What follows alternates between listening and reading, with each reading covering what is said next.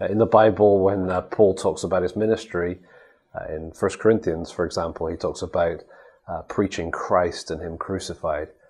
And I think sometimes we see a phrase like that and we think, right, that's all he did. He just kept saying Christ and Him crucified, which obviously is not true. But it's actually a very important concept for the ministry that Paul had. He reveals, I think, a similar aspect in Galatians, where he says that it was before your very eyes that Christ was publicly portrayed as crucified.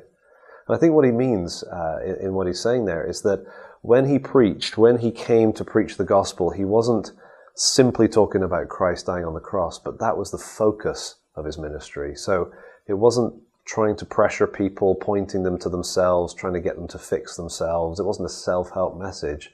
He was placarding, he was presenting Christ crucified as the ultimate revelation of God's redemptive plan, and that's the thing that people need to be hearing. So I think for us, when we preach, it's important that we remember whether we are explicit and focused on Christ on the cross at Calvary, or whether we're being a little bit more subtle in some passages. It's not quite so easy to get to Christ on the cross, but we can still be pointing people to the redemptive plan of God, pointing them towards His grace, which ultimately is revealed in Christ.